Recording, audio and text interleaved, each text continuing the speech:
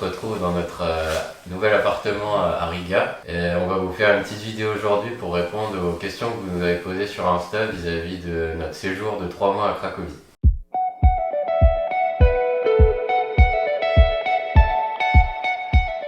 Donc je pense qu'on a pas mal de bons souvenirs à Cracovie, on a passé 3 mois qui étaient vraiment incroyables. Et moi ce que je retiens le plus, je pense, c'est les belles découvertes. Donc on a découvert Quentin et Valentin, les frères de Gab, et on a passé de bons temps ensemble. Et aussi toutes les visites qu'on a eues de la part de nos proches.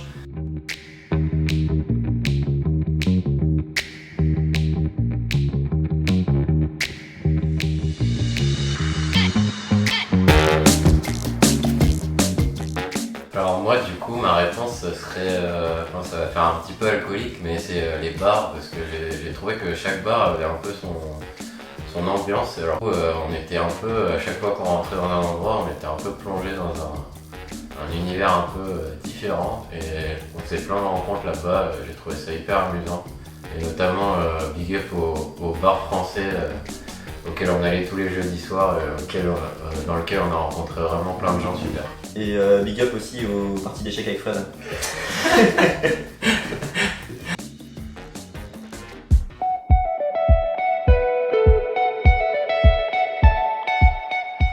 Donc on a fait d'abord les mines de sel, qui étaient donc à côté de Cracovie, qui était vachement sympa et qui était assez célèbre.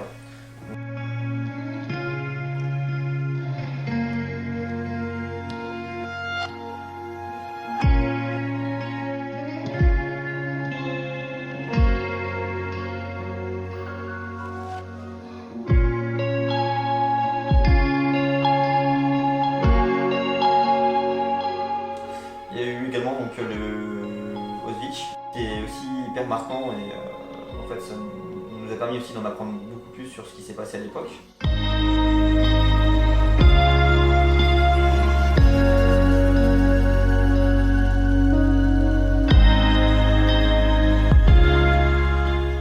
Et après on a fait un peu le tour de la ville, faut savoir que la ville est assez grande.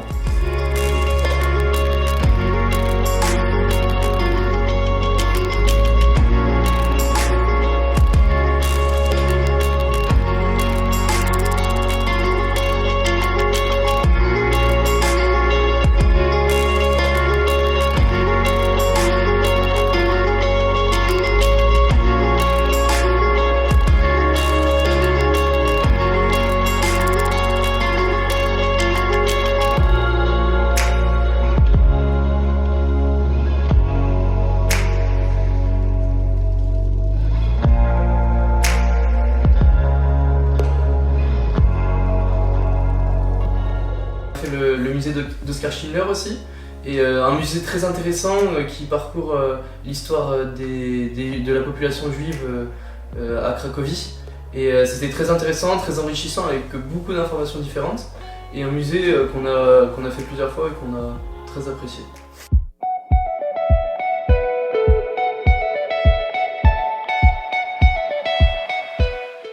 Du coup, on a vécu tous les trois ensemble pendant ces 3 mois.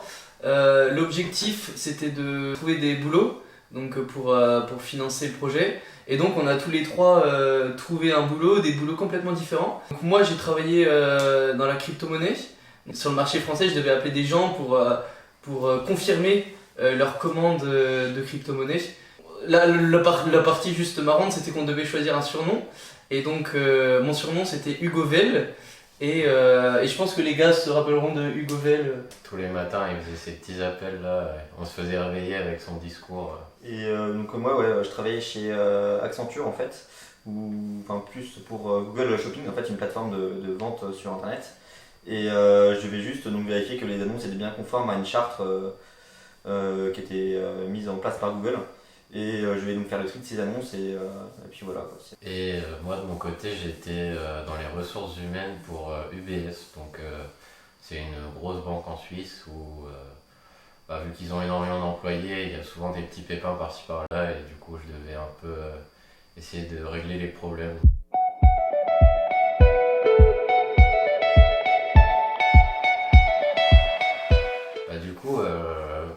architecture, on voit quand même que les Russes sont passés par là. Il y a un quartier où c'est totalement.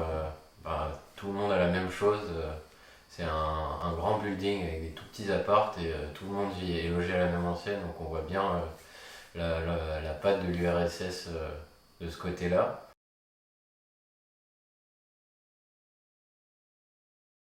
Après, différences culturelles, je dirais qu'on voit vraiment que les Polonais, ils sont moins polis que chez nous, quoi. Par exemple, ils vont pas te tenir à la porte, ils auront plutôt tendance à te la claquer à la tronche, par exemple.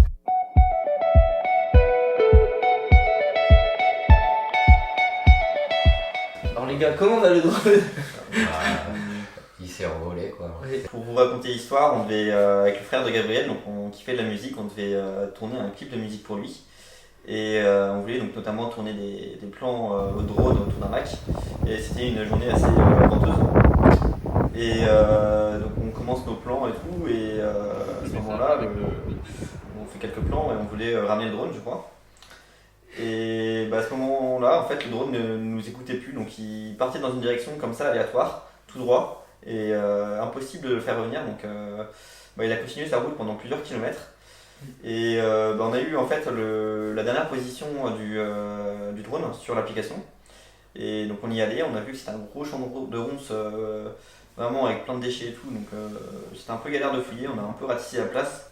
Et on l'a pas trouvé en fait. Donc on a plus de drone actuellement. Mais heureusement on a pu donc contacter le support technique. Et ils ont été hyper sympas et donc ils vont nous renvoyer un drone qu'on va recevoir donc, dans les prochains jours quand on sera en Suède.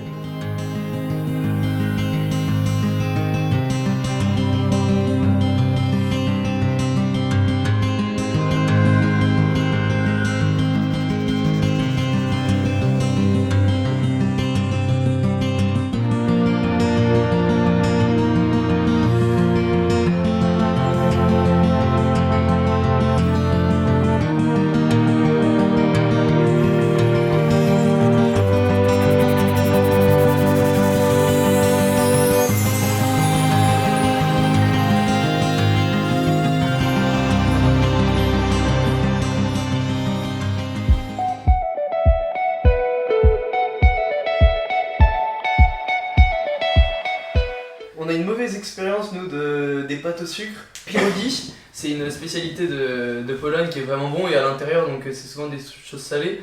Par exemple, il y avait choux, champignons, il y en avait à la viande, il y en avait rouski, c'était au fromage frais. Et du coup, sans faire exprès, on avait acheté des pierogi sucrés pour le coup.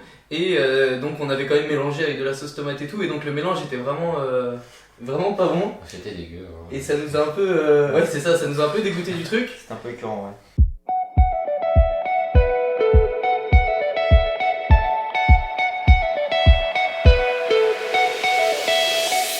On avait fait une précédente FAQ où on disait qu'on aurait bien aimé aller à Tchernobyl par exemple.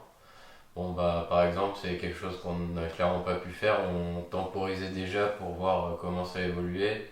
Et vu que la situation empirait, on n'a tout simplement pas pu y aller. On a beaucoup pu voir l'influence de ce qui se passe là-bas, puisqu'on a eu toute une déferlante d'Ukrainiens qui ont fui la guerre et qui sont arrivés d'un coup en Pologne et à Cracovie plus précisément, où le dernier mois qu'on a fait en Pologne, il y avait des manifestations presque quotidiennement. Ouais. C'était vraiment très marquant de voir la gare avec des familles qui avaient toutes leurs maisons dans 3 cartons. Quoi. Ça faisait vraiment mal au cœur à voir. Et on a aussi entendu et vu qu'il y avait beaucoup d'entraide de la part des Polonais. Et d'ailleurs, par exemple, quand on était à Varsovie, on a... Donc ça, c'était juste après notre passage à Cracovie. On est allé à Varsovie et on entendait au loin des gens parler en français. Et donc on s'est approché, on allait leur parler. En fait, c'était des personnes qui venaient d'Auvergne et qui avaient fait le chemin d'Auvergne à Varsovie en camping-car et qui avaient au préalable récolté de l'argent via les réseaux sociaux. Et donc grâce à cet argent, ils ont pu ramener en fait des Ukrainiens directement en France avec un bus qu'ils ont pu louer. Et donc c'était beau, oui, de voir toute cette entraide qu'il y avait pour aider les Ukrainiens.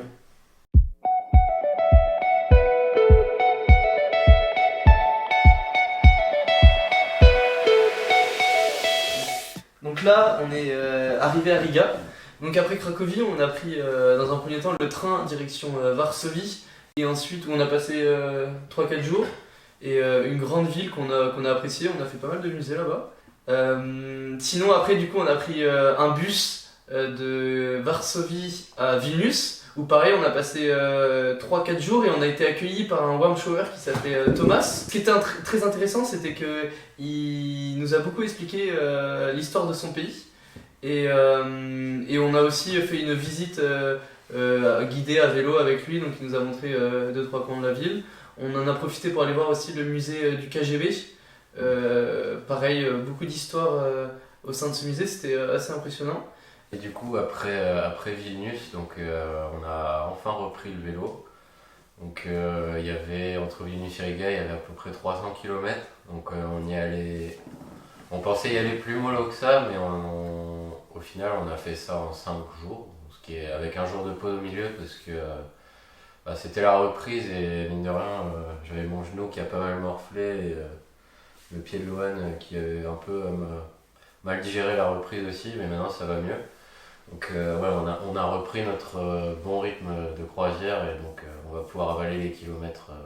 Sur la route, il y a eu plusieurs faits marquants. Donc, le premier soir, on a été accueillis par Vidas et Tania, donc un couple lituanien. Et on a été accueillis donc à un moment, en fait, donc Vidas nous a proposé d'aller boire un café. Donc on s'attendait à un petit café et après peut-être aller faire les courses. Et en fait, c'était un vrai repas. Donc on avait une grosse marmite au milieu avec du riz, de la viande et des carottes. Et c'était vraiment trop bon. Et à côté de ça, il y avait, en fait, ils font beaucoup de choses maison, donc il y avait de la confiture maison, il y avait du miel maison, il y avait du pain maison, et retrouver la sensation du pain, un bon pain, c'était quelque chose d'assez incroyable. Et donc on a super bien mangé. Et donc là on est à Riga, donc on a une école à sensibiliser donc, cette semaine. Et puis après, donc, l'objectif c'est de repartir encore pour 300 km jusqu'à Tallinn. Et ensuite on va prendre le bateau donc, pour aller faire Helsinki. Puis on va reprendre le bateau pour aller à Stockholm. Et ensuite, donc, on rentrera gentiment en France. Et la route sera aussi bien remplie parce qu'on va avoir des écoles. On est en contact avancé avec l'école de Bruxelles. Et on est aussi en contact avec l'école de Hambourg où on espère que ça va se concrétiser. Merci à tous pour vos questions. On a essayé d'évoquer tout ce qu'on avait vu. Et c'est sympa aussi de savoir qu'on est suivi sur les réseaux et que vous aussi vous êtes à fond. Donc, merci à tous d'avoir regardé cette vidéo et puis donc on se retrouve dans la suite de nos aventures avec les prochaines vidéos qui sortiront. Avec un drone. Avec un drone peut-être. Gary 2. Ciao. Ciao.